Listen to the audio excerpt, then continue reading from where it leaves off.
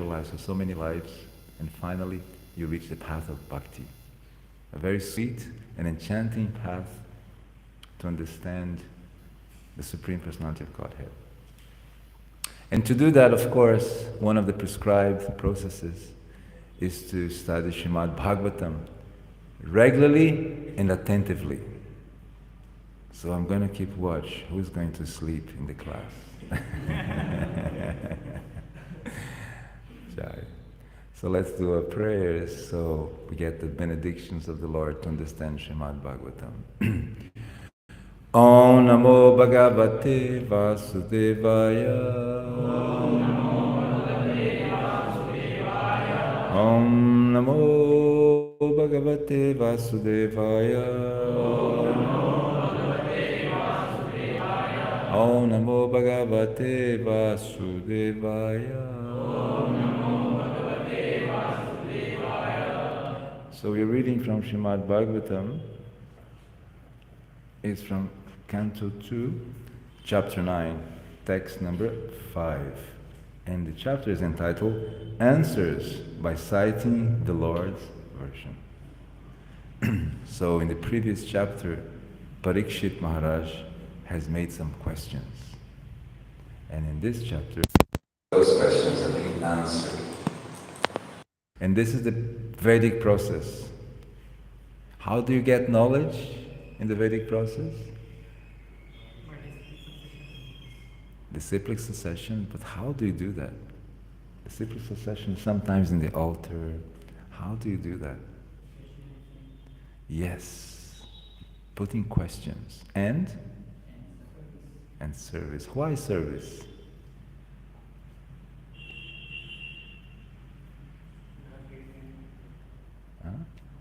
Be courageous.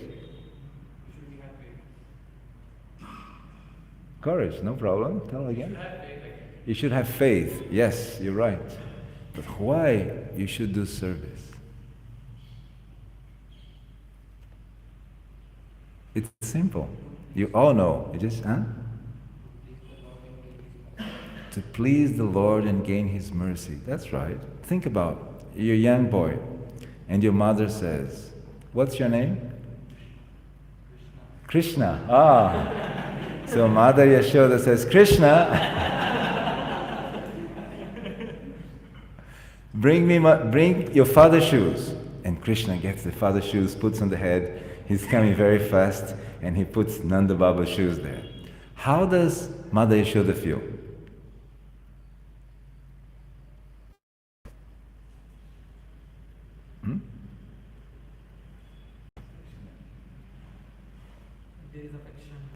Love, happy. Krishna is doing such a beautiful thing for Nanda Maharaj. He brought the shoes. How's the Nanda Maharaj feel? Look at this tiny Shoto Krishna. He's bringing the shoes in his head for my pleasure. I'm so happy. All the benedictions. Immediately, there's a reciprocation. So, a guru, a genuine guru, he does not need anything. He's simply giving. He's a giver. He lives to give. So it's our good fortune that we can do some service for him. And by that service, he'll be very pleased. And by being pleased, what will he do? Give you the highest knowledge. Okay? That's why we do service. And here, Maharaj Parikshit made some questions. And now the sages are answering. Did he do any service to the sages? Yes or no? Yes. Who said yes? Who said yes? Be courageous. I'm a very peaceful person. I'll not chastise you. Please feel free to say. Who said yes? Krishna, did you say yes? No, not you this time. It was not Krishna who said yes. Someone said yes. I heard a yes. Somewhere there. Who said yes? I haven't said yes, but I want to. You answered yes? I haven't said yes, but I want to. You want to do it. Okay, go ahead. He has surrendered himself. How did he render service to the sages? Like he surrendered himself completely. He surrendered himself. That's a service. He surrendered himself fully. Yes. Yes, that's a service, definitely. But he also did more than that. What did he do?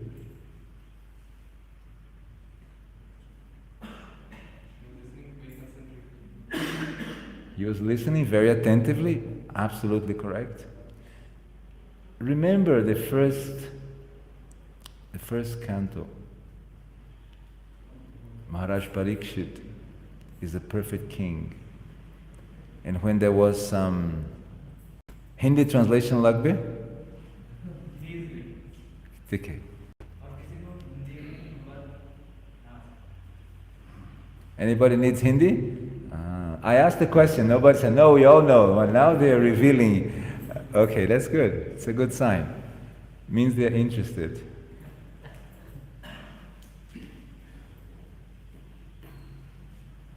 So in the first canto, Maharaj Parikshit is described as a perfect king. Why? Why is he a perfect king? Because he thinks other benefit ke liye sochte hain. Yes, he thinks about the citizens. What is their needs? He personally would disguise himself and visit every little place to see how the citizens were. If the children were protected, if the cows were protected, if the Brahmins were protected, if the elderly were protected, and who did I miss? I said the cows. And the women were protected. He would check if everyone were protected. And that is a great service. So for the sages, his service was, he protected the Brahmanas. And by that protection, so many temples could come up, so many ashrams could come up. And the sages could peacefully give their knowledge. Because the sages are, we just said, a sadhu, a guru is a giver. A sage is a giver. He's traveling, he's Atmaram. He can stop under a tree, he can teach, and he can go. Perfect example, the 6 Goswamis of Vrindavan. Every night, different tree. Not to get attached to that tree. Oh, this tree is very nice, he is very soft. Let me go to another tree. And once Srila Prabhupada was in New York, or maybe San Francisco. He was on morning walk, and he sees a lot of birds poop. How do you say this in Hindi? Huh? George? Marna. He sees some Marna. George Marna. And Prabhupada says to the many disciples, big sannyasis, guru, what is this? And everybody's, I don't know. What is this? And they say, I don't know, Prabhupada.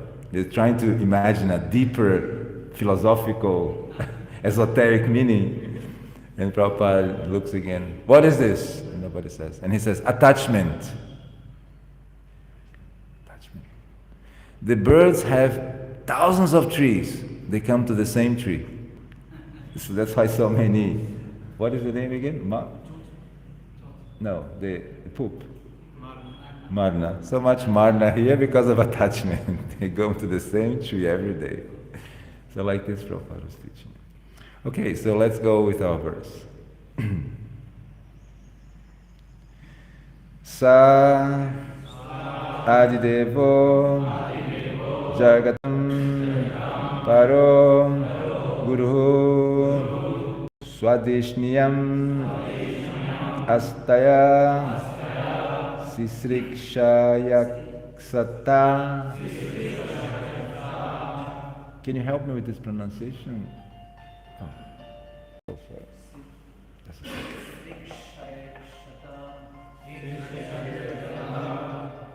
Excuse me, just a second. Estou na aula do Bhagavatam, tem 60 pessoas olhando para mim. Alô, estou na aula do Bhagavatam, eu te ligo já já.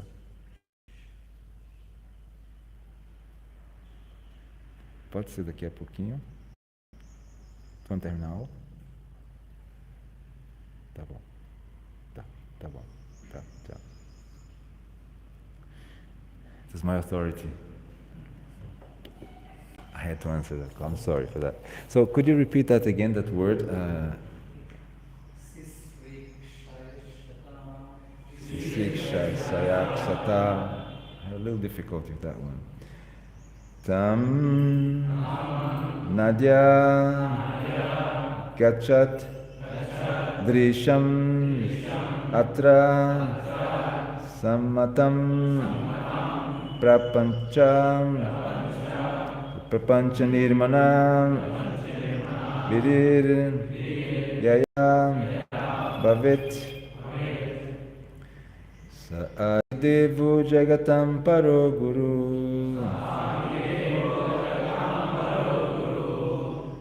Swadishniyam Astayasi Shikshayak Sata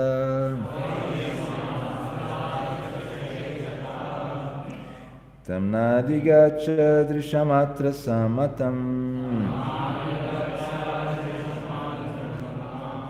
Prapacha Nirmana Vidiyayat Bhavet. Can you read that? I think you do a better job. Sadidevo Jagatam Paro Guru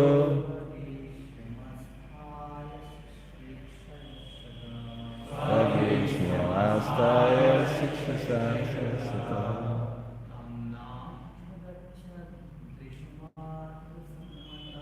Namajagasha Drishamatra Sammatam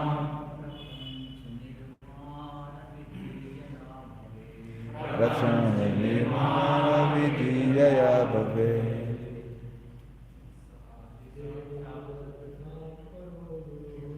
Sadidevo Jagatam Paro Guru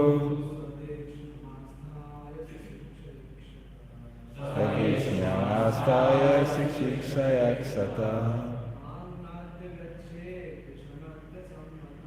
Anadya Gacha Drishamatra Sammatam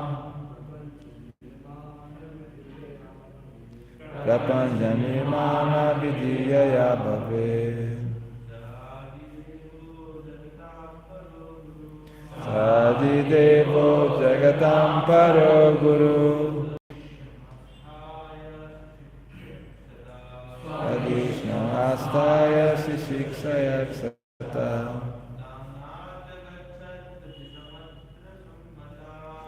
Namajakshat Drishamatra Sammatam Prapancha Nirmana Vidiyaya Bhave. Matajis? Yes? No? Okay. Saha He Adideva, the first demigod, Jagatam, of the universe, Paraha, supreme, Guruhu, spiritual master, Swadhisniyam, his lotus feet, Astaya, to find the source of it. Sisrikshaya, for the matter of creating the universal affairs. Aksata, began to think. Tam, in that matter. Na, could not. Adyagachat, understand. Drisham, the direction. Atra, the rain. Sammatam, just the proper way. Prapancha, material. Nirmana, construction. Vidhi, process. Yaya, as much as. Bhavet, should be. Translation by Srila Prabhupada. Lord Brahma, the first spiritual master, supreme in the universe, could not trace out the source of his lotus seat. And while thinking of creating the material world, he could not understand the proper direction for such creative work, nor could he find out the process for such creation. Please repeat with me. Lord Brahma, the first spiritual master, supreme in the universe, could not trace out the source of his lotus seat. And while thinking of creating the material, he could not understand the proper direction for such creative work, nor could he find out the process for such creation. Purport by Srila Prabhupada. This verse is a prelude for explaining the transcendental nature of the form and the abode of the Lord. In the beginning of Srimad Bhagavatam, it has already been said that the Supreme Absolute Truth exists in His own abode, without any touch of the deluding energy. Therefore, the kingdom of God is not a myth, but factually a different and transcendental sphere of planets known as the Vaikunthas. This will also be explained in this chapter. Such knowledge of the spiritual sky, far above this material sky and its paraphernalia, can be known only by dint of devotional service, or Bhakti Yoga. The power of creation by Lord Brahma was also achieved by Bhakti Yoga. Brahmaji was bewildered in the matter of creation, and he could not even trace out the source of his own existence. But all this knowledge was fully achieved by him through the medium of Bhakti Yoga. By Bhakti Yoga, one can know the Lord, and by knowing the Lord as the Supreme, one is able to know everything else. One who knows the Supreme knows everything else. That is the version of all Vedas. Even the first spiritual master of the universe was enlightened by the grace of the Lord. So who else can attain perfect knowledge of everything without the mercy of the Lord?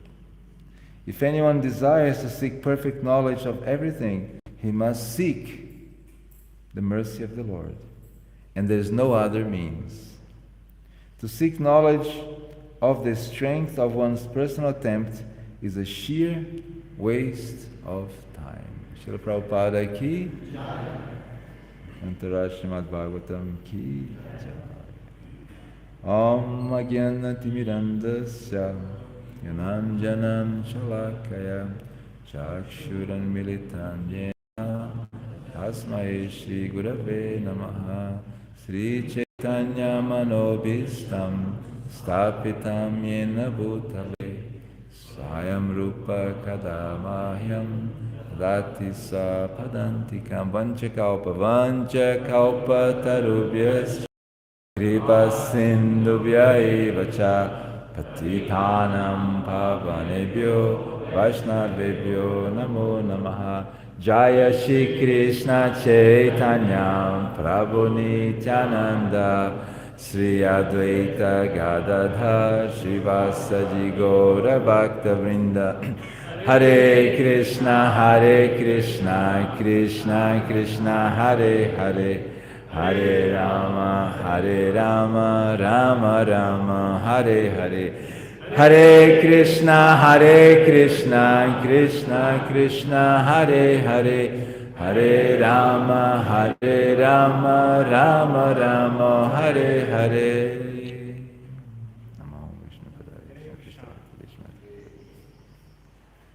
Hare Krishna. We'd like to welcome HG Kalakantha Prabhu. Hare Krishna. are very fortunate that we have got the association of Prabhuji. Prabhuji is a ISKCON GBC Minister for Cow Protection and Agriculture since 2015 and is working with GBC Strategic Planning Network since 2013. So born in Brazil family and his family is from farmers and agriculture. So he is professor and he is working with this farm community since 1994. He is traveling all over the world, visiting the farm communities and encouraging cow protection and farm communities all over the farm. So we are very fortunate to be getting to this association today morning. Today evening also Prabhuji will give a wonderful association. We would like to welcome Prabhuji by chanting once Hare Krishna. Hare Krishna, Hare Krishna, Krishna Krishna, Hare Hare, Hare Rama, Rama Rama, Hare Hare. I'm very fortunate to get the association of His Grace Rasananda Prabhu, who is such a wonderful devotee. Rasananda Prabhu sings like an angel, isn't it? He recites like a Gandharva. And he's a perfect manager. Whenever we were traveling or whenever he was serving personally his Guru Maharaj, you could see how expertly he could do that. And I can see how expertly he is inspiring all of you to do this beautiful service of spreading Krishna consciousness among the intelligent class who is looking for knowledge. Everybody's looking for knowledge, even Brahmaji. So it's all right. To look for knowledge is okay.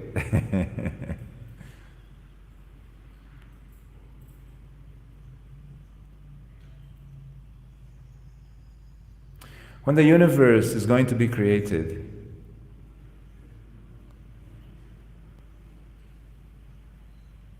there is an interruption. Because the Vedic concept of time is cyclic. It's a circle. And this is very hard to understand from a rational mind.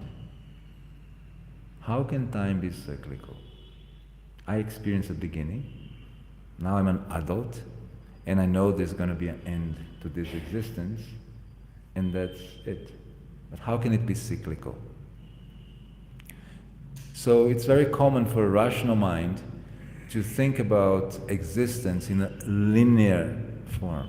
Beginning, development, conclusion. That's what they teach us to write an essay, right? You put an introduction, you develop your essay, and you conclude. On a scientific project, what is your objective, what is your apparatus and method, your discussion results, and your conclusion. So we are always taught this system of beginning, middle, and end. So we are trained to think of time as a linear process. But the Vedas propose time as cyclic, as a cycle. When Srila Prabhupada was in the West, this was a very simple thing, which he would say. Here in America, you don't even know that you have a next life. Any street vendor in India knows that. And I experienced that. I first came to India in 1981. My father, he's a teacher of agriculture, and the Brazilian government sent him to study in the UK, in Cambridge, a very prestigious university. But he's very simple. He's a very simple person. Actually, he wanted to be a farmer. But his grandmother, this guy is smart, let him study. Let's put him in college. I think some of you had the same experience, right?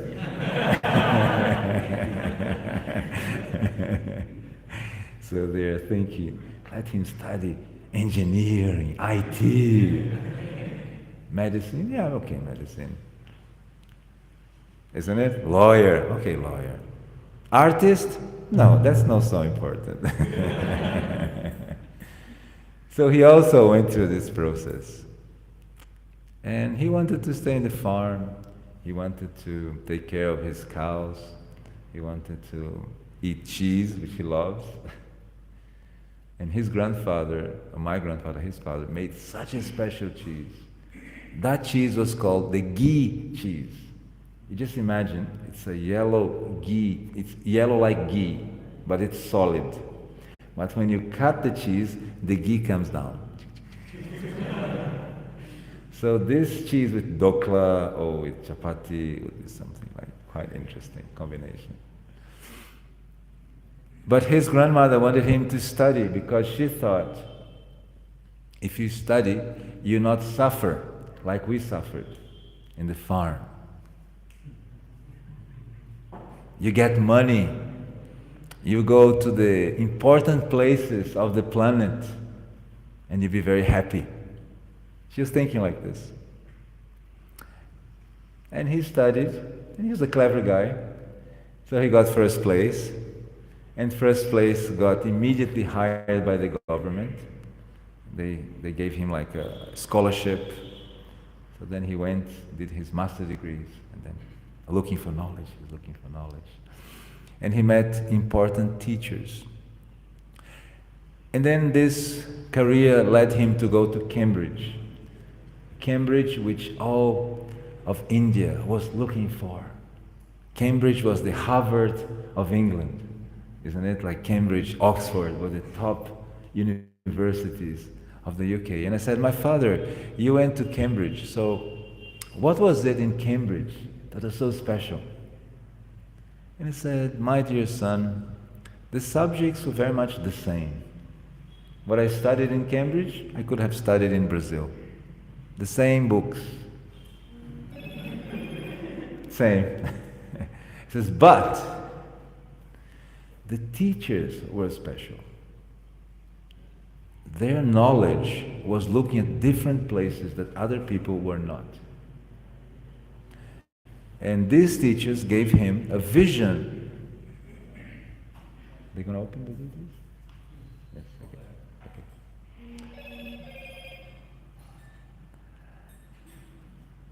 The teachers had a vision which could inspire him to look beyond the normal thinking of the time. And sure enough, so he went to Brazil and he applied those visions and he was very successful. So what I learned from that event is actually, it is the personal contact between the student and the teacher that gives the knowledge. It's not the content. It's not studying the internet. That will make you an excellent IT professional or even Bhakti Yogi. It's the connection to the teacher which makes the difference, because he will inculcate in your mind a vision which others did not have. And by developing that vision, you find something extraordinary. And that's how IT is developing. Someone found a new gadget, a new system, a new programming, a new solution, and that they become like the super exalted personality, isn't it? But this knowledge is limited, because if you remember, 20 years ago, we didn't have cell phones. Actually, we had a big phone we called the brick. It was a Motorola, weighing about 2 kgs, with a huge battery. And today, you have this phone, which is so dear, isn't it? Did you ever have the experience that your phone got misplaced? And you're saying, what happened? My life is gone, my prana is finished, my bank account, my WhatsApp, oh my God, my management, everything is finished. Today the mobile is a shopping center for the Matajis, Amazon. For the Prabhujis, all the management. You can buy your tickets, you can make your life, you can have everything in a phone, isn't it? It even makes phone calls, isn't it? But maybe in another 50 years we don't have this anymore. Another 50 years, maybe you have a ship here, you just say, Hare Krishna, and everything happens. Car, come here, and the cars come here. Who knows? Mercedes, open the door. It's already happening. Some people are announcing these technologies. So this is temporary. This is your life today. If you lose it, you get pale, you lose your color. You're thinking, my credit cards, my details, they can hack me. Actually, what the companies have made, this has become your identity. All your details, all your data is being sold by these different companies. And then when you lose it, who are you? You can't even go back to your Google account. It's all locked here. Isn't it? You can't go into your WhatsApp account. You're locked. So your identity is pushed out from you. Like, you know, when the Yamadutas come, for people who are not actually very pious, they pull him out of the body, says, get out. But you're very fortunate. You never see these ugly creatures. Now, when your time comes for a passage, you meet the Vishnudutas. It's much more pleasing. But for someone who doesn't know this, actually, he sees something quite ugly. So like this, when you lose your phone, your identity is being pulled out of you, and that's why you feel so sorry about it. But it's a temporary gadget. In another 50 years, it's all gone. Who remembers video cassette?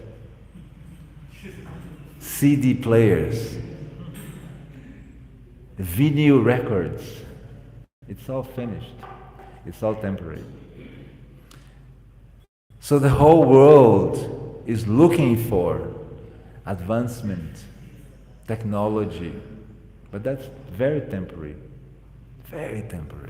more and more temporary. The lifespan of a gadget is very short. Before you had something lasting for a long time. It's a very short gadget. How much time we have for this class? 15 more minutes. Okay, so now I'll stop. This was just the introduction, so I'll go to the point. I just wanted to make the point that when we look for knowledge, we depend on a teacher. And my second point was, in the material world, things are temporary. The real knowledge lies in the three-quadrantal reality.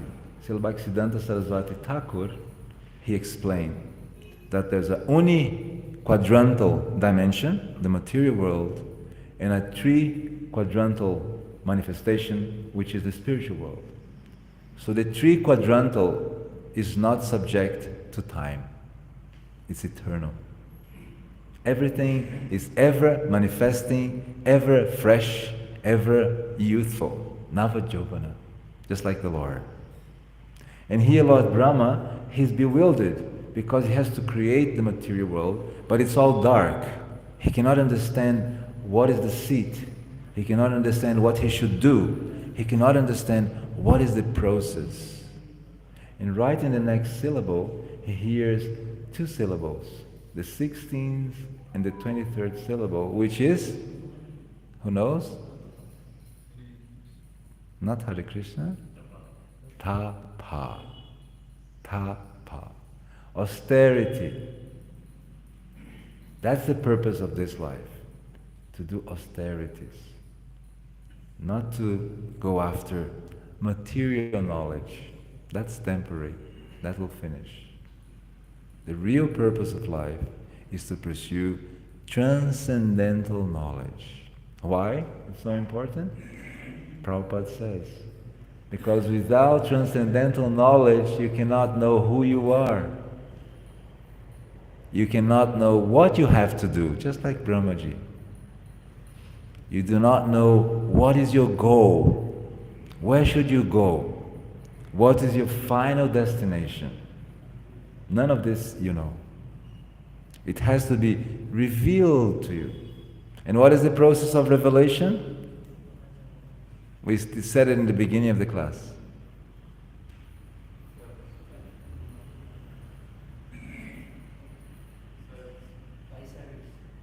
Before service, Question. you make a question, and by service you get an answer, which is exactly what's happening in this chapter. Maharaj Parikshit is receiving an answer how he can be enlightened. In 7 days he's going to be facing his transcendental passage to another dimension. So he wants to be ready. Are you ready? If today was your day of that transcendental passage, are you ready? What's missing? What is missing? Faith. Yes. We have to be completely convinced that the only way to reach the lotus feet of Krishna is by the transcendental mercy of our parampara, our founder Acharya, our Siksha Guru, by the association of Vaishnavas, when they can reveal to you what is the nature of this material world, what is the nature of the spiritual world, and what is the difference between both. That's the true knowledge. I can understand what is material world, what is the spiritual world, and like this I understand who am I. So Brahma needs to understand this to be able to create the material world. And how does he do that? How does he create this? It's going to come up in the future verses and chapter. What does Krishna do to inspire Brahmaji?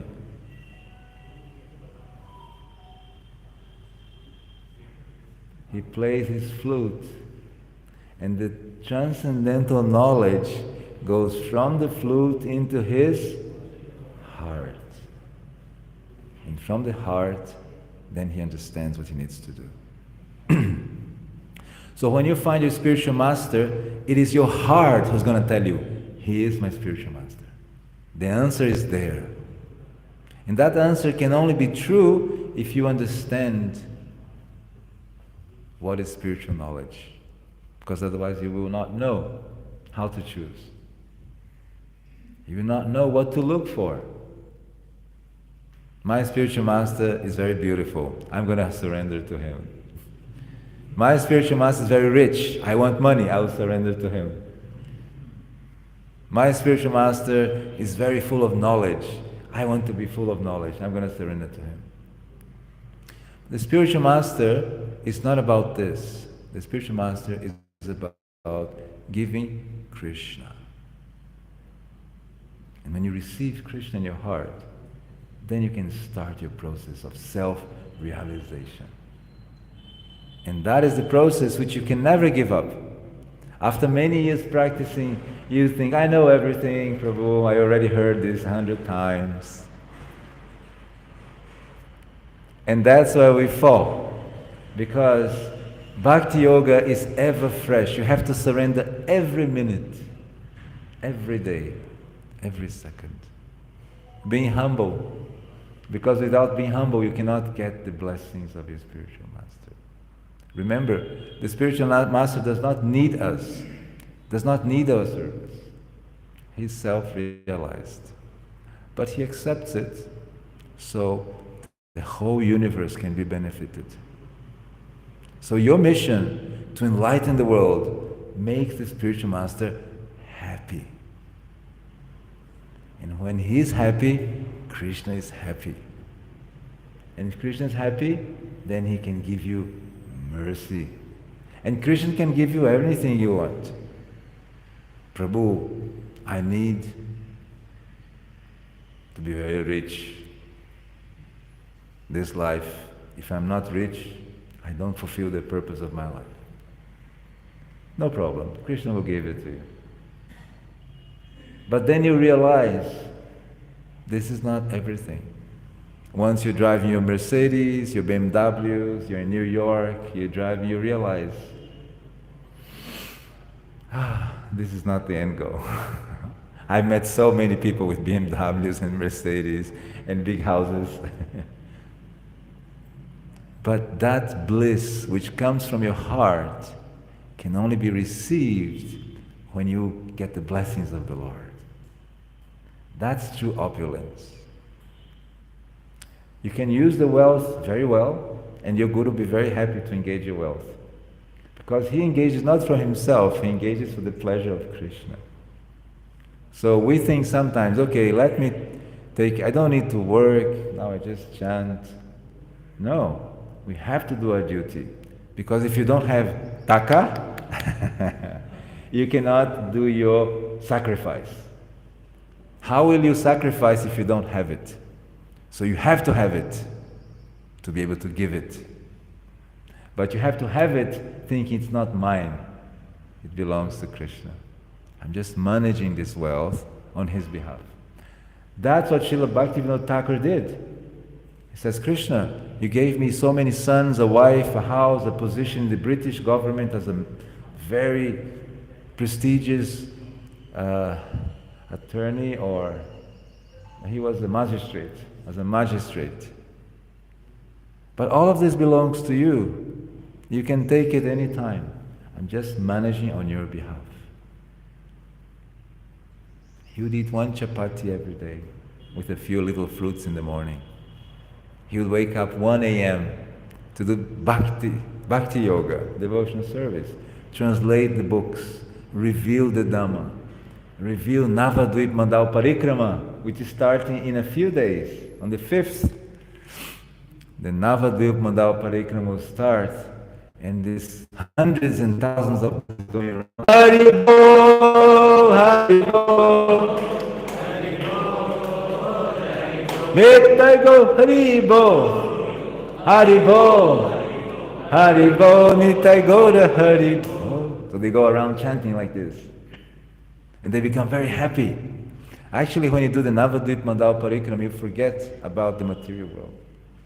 You just remember Gauranga. You hear Gauranga in the morning, you walk chanting Hare Krishna, you hear Katha, you sleep here in Katha, seeing devotees. After 5 days, you're a pure devotee. You say, oh Krishna, all I want is this. And then the Navadvip Mandal Parikrama finishes, and you remember, but I also need some time. I only need some comfort. I also need this. And then the material consciousness starts to come back to you. But one time around the Navadvip Mandal Parikrama liberates the whole world. Bhaktivinoda Thakur says, if you do one round of Navadvip Mandal Parikrama, you liberate the whole world. That's what he says, how powerful it is. So you can imagine thousands of bhaktas going around and doing that parikrama, how special it is. And that's what Brahma is facing here. He's facing the moment of truth. Who am I? What am I to do?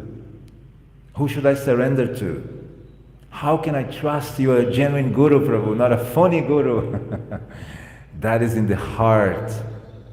That confidence only comes by association of devotees and by a simple heart, a non-duplicious heart.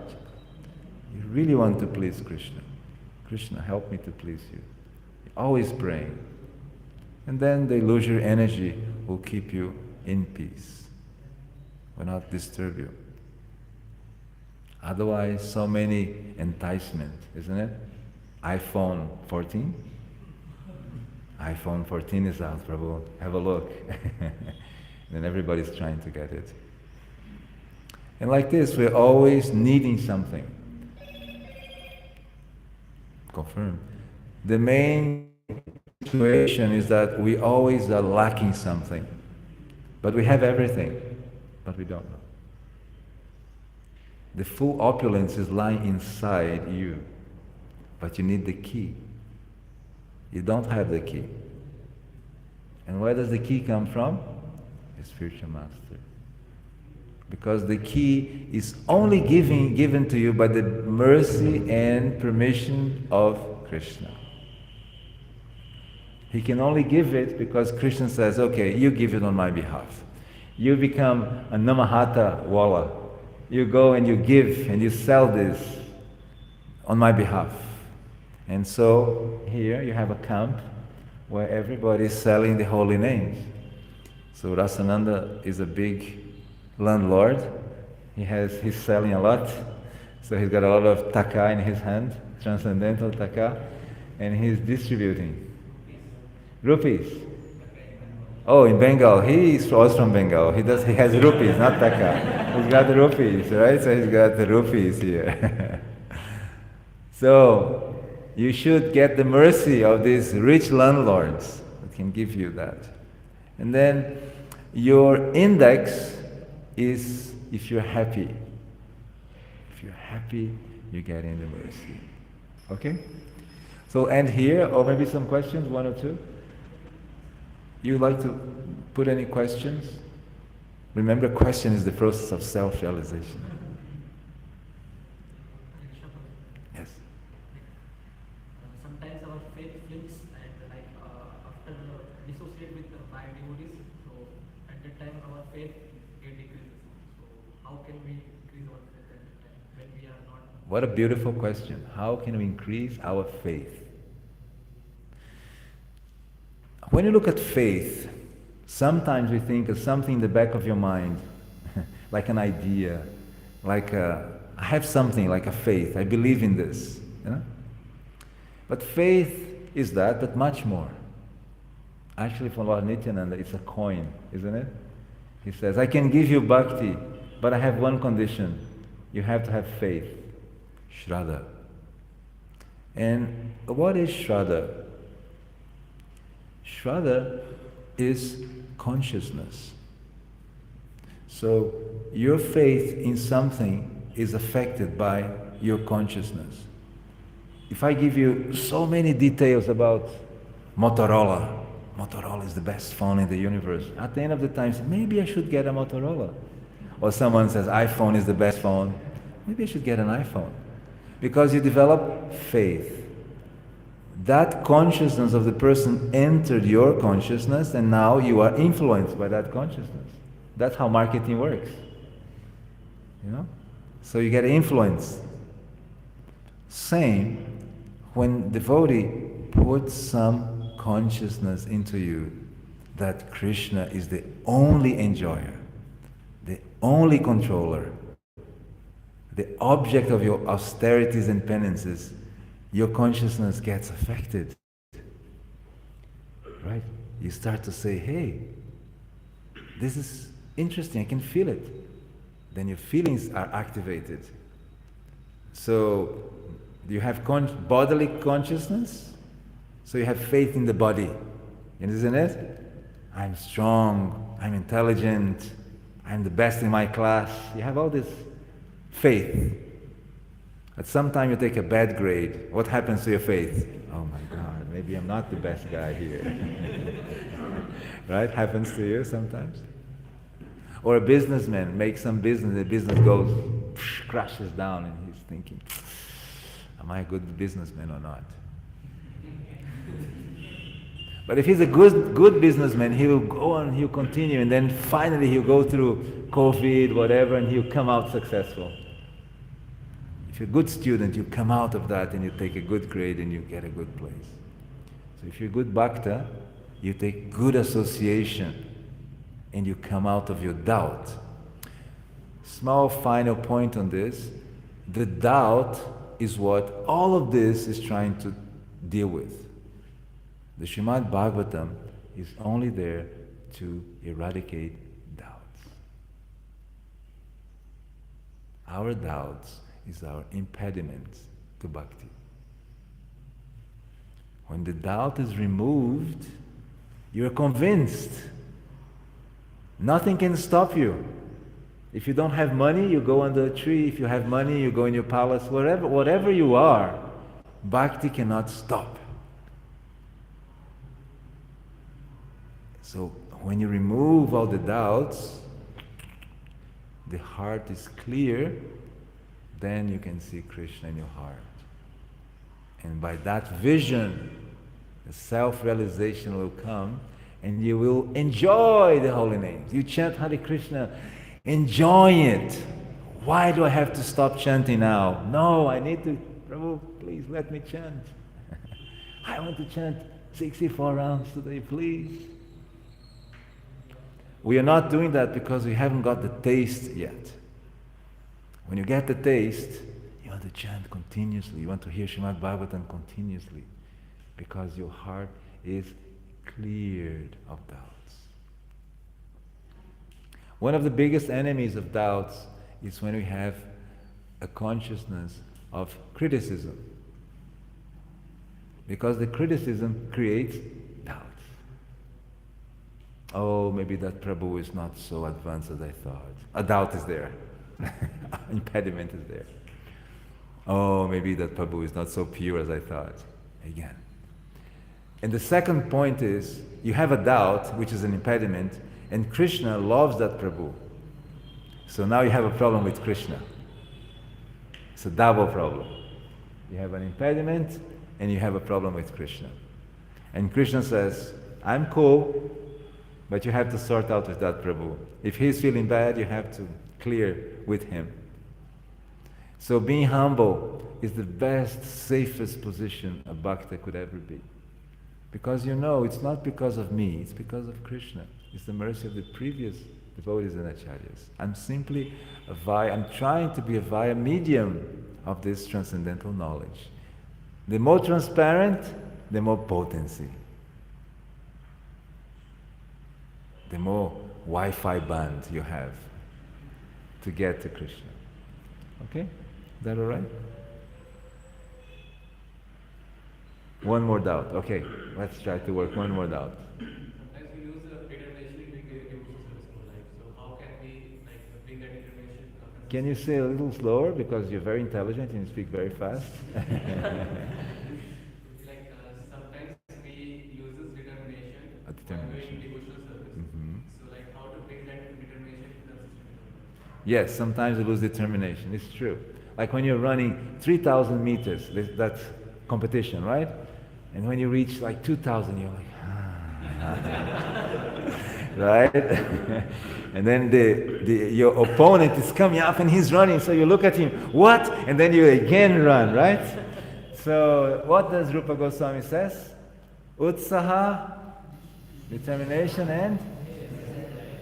and in English? Patience, isn't it? So this is a good combination. Enthusiasm, but you're patient. So you said, okay, no problem. I missed it now, I'm going to make it. And how do you get utsaha?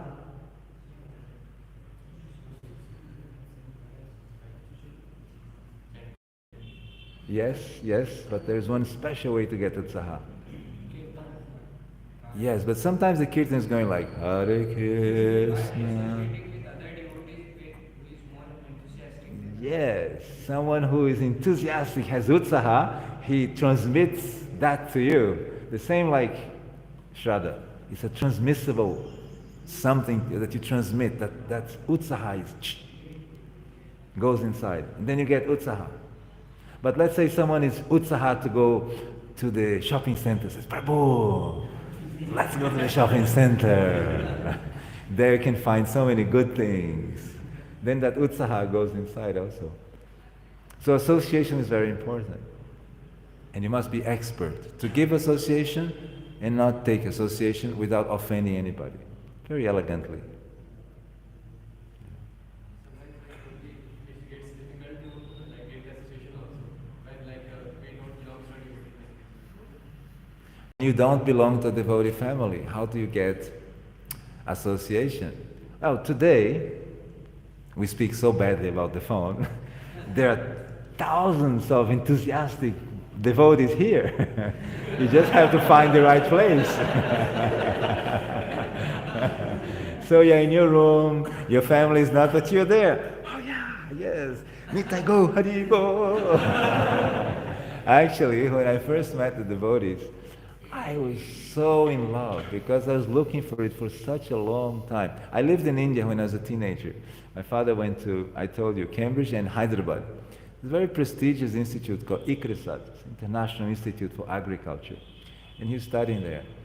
And we met different people, like this was a Krishna temple, more in a Hindu tradition. We went to many temples.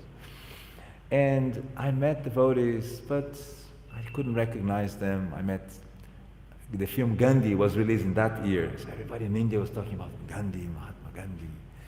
So I got impressed. So when I finally got the Bhagavad Gita, and I got the science of self-realization, When I read the book, my hairs were standing, Prabhu. You can't imagine. I couldn't understand, but I said, this is it. I could not understand. I wouldn't know the Sanskrit, but I said, I was so in ecstasy. Says, I found it. This is what I was looking for such a long time. And then I'll lock myself in the room and I'll put that Hare Krishna temple of George Harrison. And I'll be going, Govinda Jaya Jaya, Gopala Jaya Jaya, Radha Ramana Hari, Govinda Jaya Jaya. Do you know this mantra?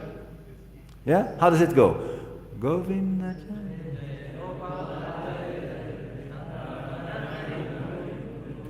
Govinda Jaya Jaya, Gopala Jaya Jaya, Radha Ramana Hari, Govinda Jaya Jaya.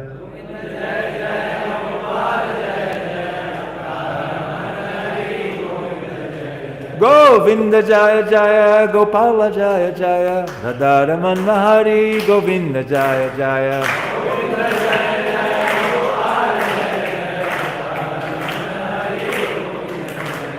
Govinda Jaya Jaya, Gopala Jaya Jaya, Radha Ramana Hari, Govinda Jaya Jaya.